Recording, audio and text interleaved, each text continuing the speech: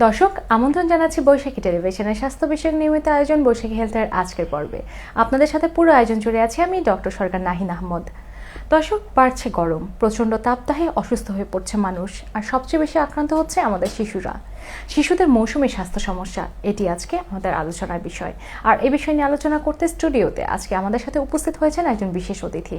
আছেন স্বনামধন্য শিশু বিশেষজ্ঞ ডক্টর মালিহা আলম সিমি, সহকারী অধ্যাপক, শিশু বিভাগ, ঢাকা মেডিকেল কলেজ হাসপাতাল, chamber, long life diagnostic and consultation centre limited, Kalabagan, Dhaka. চলে যাচ্ছি ম্যামের কাছে। আসসালামু আলাইকুম ম্যাম, স্বাগত জানাচ্ছি আমাদের আজকের অনুষ্ঠানে। কেমন আছেন? ওয়ালাইকুম আসসালাম, আলহামদুলিল্লাহ ভালো আছি। ধন্যবাদ আপনাদের এই অনুষ্ঠানে আমাকে আমন্ত্রণ জানানোর জন্য। ধন্যবাদ ম্যাম, আপনাকেও। ম্যাম, আমাদের আলোচনার বিষয় নিয়ে আজকে আমরা আলোচনা করতে যাব। আমাদের ফার্স্টে আমরা জানতে চাইবো যে আপনাদের কাছে যখন শিশুরা আসছে, মানে বাবা মারা শিশুদের নিয়ে আসছে, তারা সাধারণত মৌসুমে কি কি স্বাস্থ্য সমস্যা নিয়ে আসছে? হ্যাঁ, আসলে এই মৌসুমের এই সময়টাতে, আসলে এপ্রিল মাসের এই সময়টা থেকে যে ধরনের সমস্যাগুলো নিয়ে বাচ্চারা, অভিভাবকরা আমাদের কাছে আসেন, সেগুলোর মধ্যে প্রধানত দেখা যায় যে ভাইরাসজনিত সর্দি জ্বর এটা থাকছে, তার সাথে নিউমোনিয়া, ডায়রিয়া, আর এই সময়ের যেটি একটি সবচেয়ে বার্নিং ইস্যু সেটি হচ্ছে হাম। এটি নিয়ে অভিভাবকরা আমাদের কাছে আসছেন। আচ্ছা ম্যাম, ভাইরাসজনিত জ্বর এবং নিউমোনিয়া দুইটি তো জ্বর বা ঠান্ডাজনিত রোগ, দুটির মাঝে পার্থক্য ঠিক কীরকম? আচ্ছা, ভাইরাসজনিত জ্বরের ক্ষেত্রে যেটা হয় যে প্রথমে বাচ্চার দেখা যায় যে নাক দিয়ে পানি পড়ছে অথবা খুসখুসে কাশি হচ্ছে, তার সাথে পরবর্তীতে 1 থেকে 2 দিনের মধ্যে উচ্চমাত্রায় জ্বর হচ্ছে। এবং এই জ্বরের ক্ষেত্রে দেখা যায় যে বাসার একজনের জ্বর হলে কিন্তু বাসার অন্য মেম্বাররাও এই ভাইরাস জ্বরে আক্রান্ত হতে পারে। আর নিউমোনিয়ার ক্ষেত্রে যেটা হয় যে এখানে শুরু থেকে একটা উচ্চমাত্রার জ্বর থাকে, তার সাথে কাশি, কিছুদিনের মধ্যে শ্বাসকষ্ট, এবং এখানে শ্বাসের গতিটা অনেক বেশি দ্রুত হয়। আর ছোট বাচ্চাদের ক্ষেত্রে গলার উপরের অংশ এবং বুকের খাঁচার মাঝের অংশ এবং নিচের অংশ ভিতরের দিকে দেবে যেতে পারে। এই লক্ষণগুলো কিন্তু নিউমোনিয়ার ক্ষেত্রে প্রকট হয়। আচ্ছা ম্যাম, নিউমোনিয়া এবং ভাইরাসজনিত জ্বর, এইসব রোগের প্রধান কারণগুলো কি কি হতে পারে? ভাইরাসজনিত কারণ জ্বরের ক্ষেত্রে তো বললামই যে এটা আসলে ভাইরাস, আর নিউমোনিয়ার ক্ষেত্রে এটা যেহেতু ফুসফুসের একটি সংক্রমণ, এটি প্রধানত কিন্তু ব্যাকটেরিয়া দিয়ে হয়ে থাকে। এই জন্য কিন্তু এই 2 ধরনের জ্বরের চিকিৎসা ব্যবস্থাও কিন্তু আলাদা। যেমন যদি ভাইরাসজনিত জ্বরের কথা বলতে হয়, সেক্ষেত্রে আমরা বলি যে একজন শিশু বিশেষজ্ঞের পরামর্শ গ্রহণ করে বাসায় চিকিৎসা গ্রহণ করবে। যেমন তাকে প্রচুর পরিমাণে বাচ্চাকে পানি ও অন্যান্য তরল খেতে দিতে হবে। যদি ছোট বাচ্চা হয় সেক্ষেত্রে বুকের দুধ খাওয়ানো চালিয়ে যেতে হবে। এর বাইরে কিন্তু আসলে এখানে অ্যান্টিবায়োটিকের কোনো রোল নেই। আর যদি শ্বাসকষ্ট বেশি হয় সেক্ষেত্রে অবশ্য ভাইরাসজনিত জ্বরের ক্ষেত্রে সেক্ষেত্রে হাসপাতালে নিতে হবে। সাধারণত ভাইরাসজনিত জ্বরে শ্বাসকষ্টটা থাকে না। কিন্তু নিউমোনিয়ার ক্ষেত্রে যেহেতু এটি একটি ইমার্জেন্সি এবং বাচ্চার বুকের খাঁচা দেবে যায়, শ্বাসকষ্ট হয় বা শ্বাসের গতি অত্যাধিক হারে বেড়ে যায়, এই ক্ষেত্রে আসলে বাসায় রেখে কোনোভাবে চিকিৎসা প্রদান করা সম্ভব নয়। এই ক্ষেত্রে অবশ্যই শিশুকে হাসপাতালে নিতে হবে। লক্ষণগুলো প্রকাশে পাওয়ার সাথে সাথে আমরা হাসপাতালে নিয়ে যাব। হ্যাঁ, সাথে সাথে নিতে হবে। এবং হাসপাতালে আনা মাত্রই কিন্তু আমরা বাচ্চাকে যেটা করি যে অক্সিজেন দেই, তার সাথে জ্বরের জন্য প্যারাসিটামল এবং একটি অ্যান্টিবায়োটিক স্টার্ট করি, যেটা কিন্তু আসলে ভাইরাসজনিত জ্বরে কিন্তু কোনো অ্যান্টিবায়োটিক লাগছে না।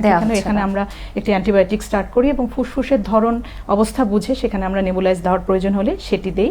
আর ছোট বাচ্চার ক্ষেত্রে শ্বাসকষ্ট কমে আসলে বুকের দুধটা কিন্তু চালিয়ে যেতে বলি। আচ্ছা ম্যাম, আপনি সমকালীন স্বাস্থ্য সমস্যার ব্যাপারে আরেকটি স্বাস্থ্য সমস্যার কথা তুলে ধরেছিলেন, যেমন ডায়রিয়া সম্পর্কে একটু জানতে চাইবো। আমাদের বছরে এই সময়টাতে ডায়রিয়ার প্রকোপটা কেন বেশি হচ্ছে? জি, এই এপ্রিল মাস থেকে পরবর্তীতে যখন গরমটা পড়া শুরু হয়, এই সময়টা কিন্তু আসলে ডায়রিয়া রোগী বেড়ে যায়।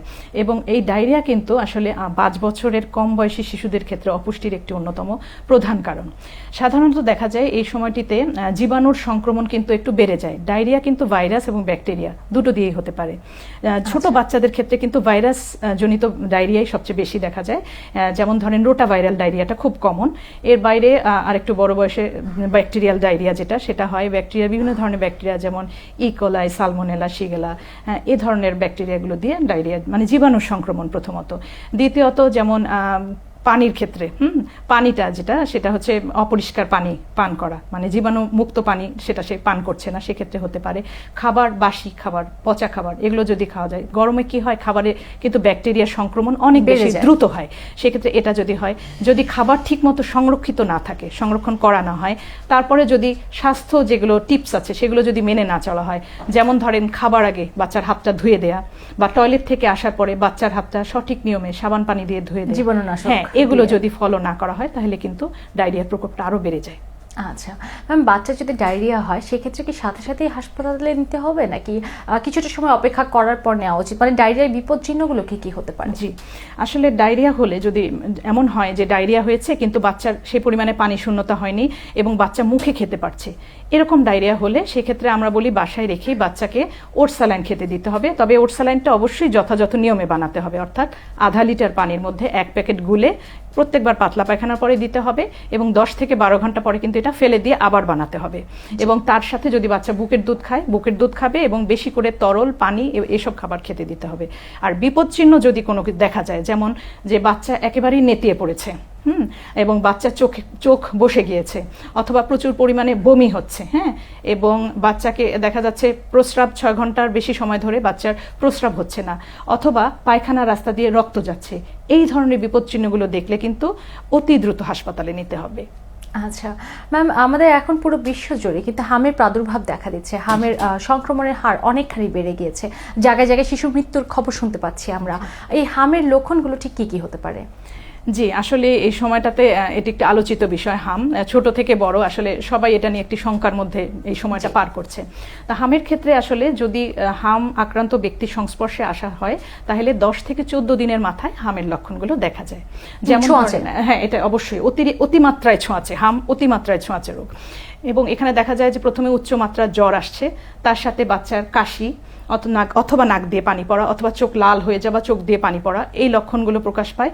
এবং জ্বরের 3 থেকে 4 দিন পরে কিন্তু এক শরীরে এক ধরনের লালচে দানাদার র্যাশ ওঠে, যেটা প্রথমে মুখমণ্ডল থেকে শুরু হয়। র্যাশ কিন্তু অনেক কারণে ওঠে, কিন্তু এই ক্ষেত্রে প্রথমে মুখমণ্ডল থেকে শুরু হবে, তারপর পর্যায়ক্রমে গলা, বুক এবং সারা শরীরে এই র্যাশটি ছড়িয়ে পড়ে এবং মুখের ভিতরে ঘা হতে পারে। আচ্ছা ম্যাম, হামের জটিলতাগুলো কি কি হতে পারে যদি সঠিক সময় চিকিৎসা গ্রহণ করাটা হয়? জি, হামের ক্ষেত্রে আসলে জটিলতা দেখা দিলে আমরা বলি সেই রোগীকে শুধুমাত্র হাসপাতালে আসতে।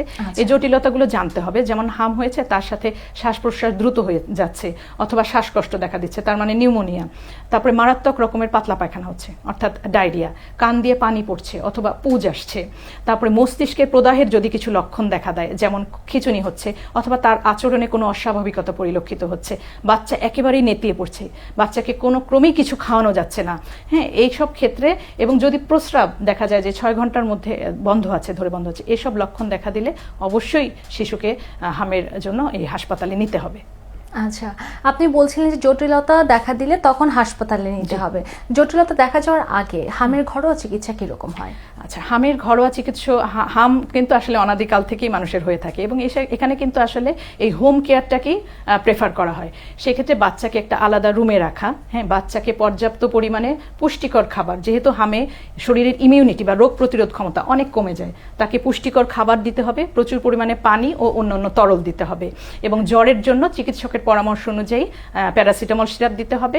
আর আরেকটি মোস্ট গুরুত্বপূর্ণ যেটা আমরা বলবো সেটা হচ্ছে গিয়ে ভিটামিন এ ক্যাপসুল। এটা অবশ্যই হামের লক্ষণ দেখা দেওয়া মাত্রই প্রথম 2 দিন পরপর 2 দিন নির্দিষ্ট ডোজে বাচ্চাকে দিতে হবে। এরপরেও যদি বাচ্চা চোখে দেখার কমপ্লেন করে বা চোখের মনি ঘোলা হয়ে যায়, সেক্ষেত্রে কিন্তু 14তম দিনে আবার একটা ভিটামিন এ ক্যাপসুলের ডোজ দিতে হবে। আচ্ছা ম্যাম, আমরা এই হাম থেকে কিভাবে বেঁচে থাকতে পারি? প্রতিরোধ ব্যবস্থা কিরকম হবে? প্রতিরোধ ব্যবস্থা যদি বলতে হয়, প্রথমেই বলতে হবে যে সঠিক সময় টিকা গ্রহণ করতে হবে। আমাদের সরকারের যে সম্প্রসারিত টিকাদান কার্যক্রমে 9 মাস পূর্ণ হলে হামের প্রথম যে টিকাটা দেওয়া হয় MR1, এবং 15 মাস পূর্ণ হলে যে দ্বিতীয় টিকাটা দেওয়া হয় অর্থাৎ MR2, এই টিকা দুইটি অবশ্যই সঠিক সময়ে এটা টিকাদান কেন্দ্রে গিয়ে নিয়ে দিতে হবে। তারপরে অসুবিধা অনেকে আছে যে বলছেন যে এর 2টা টিকার পরে হাম হচ্ছে। হ্যাঁ, হতে পারে, যখন আপনি একটা জায়গায় যে হার্ড ইমিউনিটি বলি আমরা, যে 95% লোক যদি টিকা গ্রহণ না করে, বাচ্চা যদি টিকা গ্রহণ না করে, তাহলে কিন্তু এই হাম হওয়ার সম্ভাবনা সবারই থেকে যায়। তবে হামের ভয়াবহতা কিন্তু হবে না, অর্থাৎ জটিলতাগুলো কিন্তু হবে না। আচ্ছা, অবশ্যই টিকাটা গ্রহণ করতে হবে সঠিক সময়। আচ্ছা, ধন্যবাদ ম্যাম আমাদেরকে আপনার এত মূল্যবান সময় থেকে কিছুটা দেওয়ার জন্য। আপনাকেও ধন্যবাদ। ধন্যবাদ ম্যামকে। দর্শক, এতক্ষণ আমরা শুনছিলাম শিশুদের মৌসুমী স্বাস্থ্য সমস্যা এবং এটি কিভাবে প্রতিরোধ করা যায় এবং এর প্রতিকার কিভাবে সম্ভব সেই সব নিয়ে।